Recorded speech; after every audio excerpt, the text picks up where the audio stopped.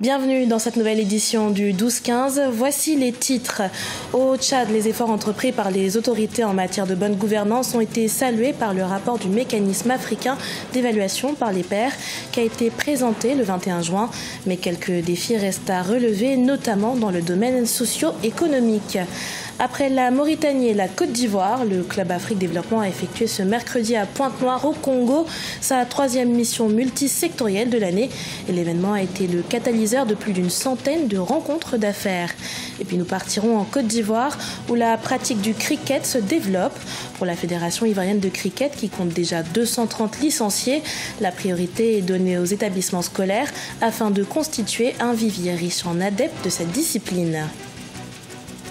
Mais tout d'abord, en Côte d'Ivoire, après les inondations qui ont causé des pertes en vie humaine cette semaine dans la ville d'Abidjan, le chef de l'État, Alassane Ouattara, a annoncé qu'une enveloppe de 2 milliards de francs CFA va être débloquée en faveur des familles des victimes et des sinistrés. Outre cette enveloppe, des distributions de vivres et d'équipements de première nécessité sont également prévues. Les efforts entamés par le Tchad en matière de gouvernance portent leurs fruits, notamment en termes de droits politiques et civiques, de redynamisation des institutions de l'État, sans oublier la réduction des dépenses publiques, en atteste le rapport du MAEP, Mécanisme africain d'évaluation par les pairs. Présenté ce jeudi au chef de l'État, Idriss Déby Itno, le rapport met toutefois en lumière des défis à relever dans le domaine de l'amélioration du climat des affaires. Explication dans ce sujet de Mahamat Ramadan, commenté par Thierry Ndassa. Le MAEP, Mécanisme africain d'évaluation par les pairs, a présenté ce jeudi 21 juin 2018 à N'Djamena son premier rapport sur la gouvernance au Tchad. Selon le rapport, le Tchad a fait des progrès significatifs ces dernières années dans les domaines des droits politiques et civiques, la modernisation des institutions de l'État et la promotion de la gestion saine des finances publiques. Cependant, le MAEP estime qu'il existe encore des défis à relever dans le domaine de l'amélioration du climat des affaires. Par rapport à l'emploi, voilà les jeunes qui sortent avec des licences, mais ils sont inemployables. Donc il faudrait former professionnellement pour que les gens soient aptes dans les domaines de ressources comme le pétrole.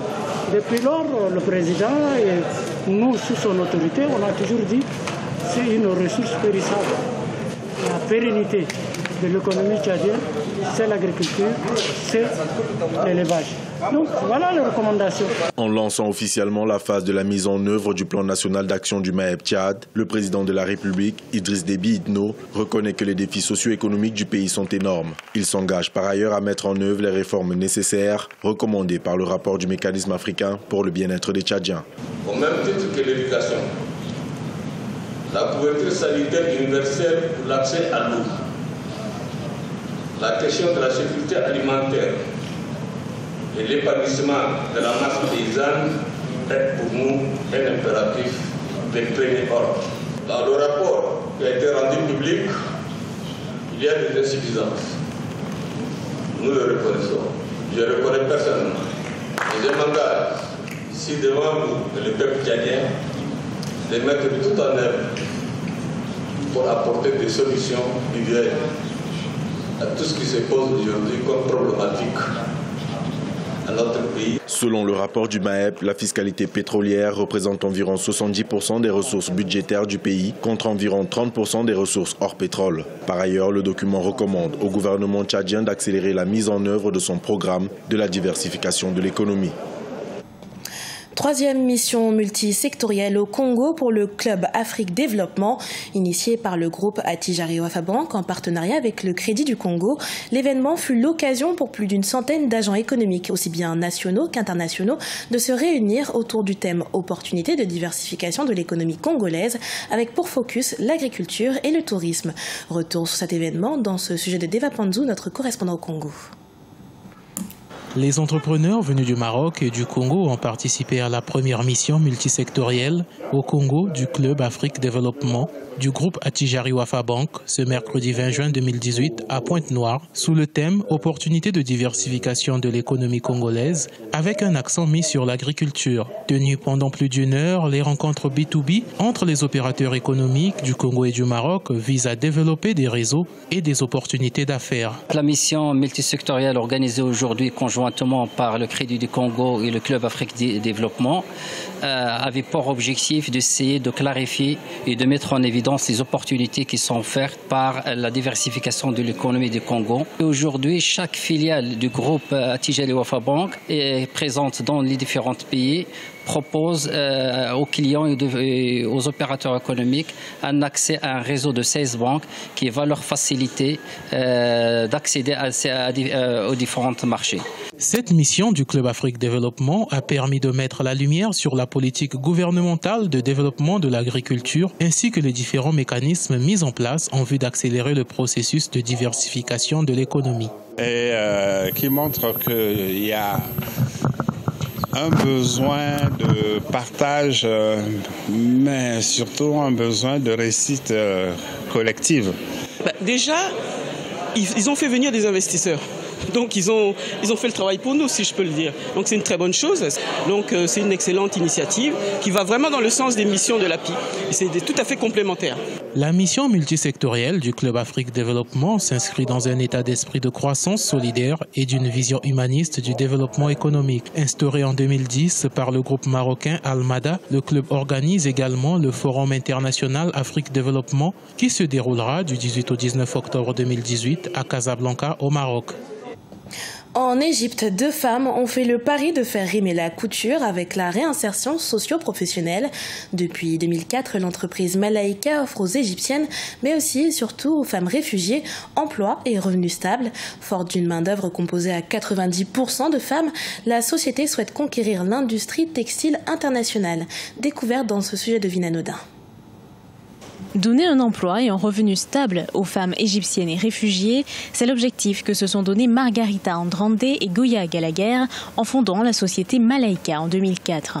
Leur entreprise fabrique une vaste gamme de produits, notamment des couvertures, des jetés, des coussins, des nappes et des sacs, avec une main-d'œuvre féminine à 90%. Quand vous avez du talent et que vous pouvez vivre de ce talent, alors vous prospérez, vous fleurissez, et si vous pouvez en tirer de l'argent, c'est encore mieux. La plupart de ces femmes ne sont pas nées dans une position où elles auraient pu faire des choix. Elles sont nées sans choix. On leur donne les outils pour gagner autant d'argent qu'elles le voudraient. Pour travailler dans cette entreprise locale, les femmes bénéficient d'un vaste programme intensif de formation de 3 mois et peuvent ensuite choisir de travailler à l'usine ou à leur domicile. Les cofondatrices ont installé un centre de formation au cœur du Caire pour enseigner la broderie aux femmes. Nous formons les gens ici et ensuite ils peuvent ramener leur travail à leur domicile. De cette façon, ils travaillent chez eux et sont productifs parce qu'ils gagnent de l'argent dans le confort de leur propre maison. Il leur suffit de venir ici pour la période de formation et ramener tout le travail chez eux. Les cofondatrices de Malaika donnent une portée mondiale à la culture du coton égyptien. Elles exportent sur la scène mondiale la literie et les vêtements de luxe du pays. Les réfugiés sont liés à l'entreprise locale par le biais d'organisations internationales, y compris Save the Children et les Nations Unies. En Côte d'Ivoire, le cricket, sport collectif d'origine anglaise, fait de plus en plus d'adeptes. Pratiqué par près de 4 milliards de personnes à travers le monde, ce sport séduit tout particulièrement les établissements scolaires ivoiriens. Plusieurs écoles ont en effet décidé de faire la promotion de ce sport auprès des jeunes en vue de constituer un vivier d'athlètes dans cette discipline. Reportage de notre correspondant en Côte d'Ivoire, Olivier Conan. Vers le développement du cricket en Côte d'Ivoire. Le cricket est un sport d'origine anglaise pratiqué par plus de 4 milliards de personnes selon ses promoteurs. La Fédération ivoirienne de cricket ne compte que 230 licenciés et 6 clubs, dont 3 clubs de filles, en plus de 6 centres de formation. Pour vulgariser la pratique du cricket, la Fédération mise sur la formation des jeunes. La priorité est donnée aux établissements scolaires afin de constituer un vivier riche en adeptes du cricket. Ça, c'est des équipes cadettes au niveau des 3e. Il y a des équipes de 4e qui vont venir. Donc c'est vraiment une innovation. Et cette année, on aura encore beaucoup de centres de formation dans les écoles. Parce qu'il y a un championnat du monde des écoles. La pratique du cricket obéit à des règles précises. La priorité de la direction technique de la fédération, c'est d'inculquer les règles de base au maximum de jeunes afin qu'ils maîtrisent la pratique de ce sport. Une équipe qui gagne le tirage peut choisir d'être batteuse ou bien lanceuse. Alors quand elle est batteuse, elle ne présente que 2 athlètes sur le terrain qui sont habillés avec des casques et des protèges. Et à tour de rôle, chacune ou bien chaque athlète vient battre. Et à l'issue de chaque manche, l'équipe qui a eu plus de points est l'équipe gagnante. Malgré les difficultés apparentes, les joueurs sont ravis de s'adonner au cricket et rêvent de jouer un jour en équipe nationale de Côte d'Ivoire. Je joue depuis que je suis arrivé en 3e. Et puis je le trouve bien. Ça me plaît bien. C'est un bon jeu. C'est amusant en fait. Je suis très heureuse de jouer. Je veux aussi avancer dans ce jeu, aller dans les autres pays. La Fédération ivoirienne de cricket mise sur le long terme pour avoir une équipe nationale compétitive, condition indispensable pour participer aux compétitions de la zone Afrique de l'Ouest et du Nord en 2019. En attendant, les joueurs s'appliquent afin de pouvoir disputer la finale du championnat de cricket prévu le 14 octobre 2018. Ce journal a été préparé par l'ensemble de la rédaction. Merci de l'avoir suivi. Dans un instant, une nouvelle édition de l'information sur Africa 24.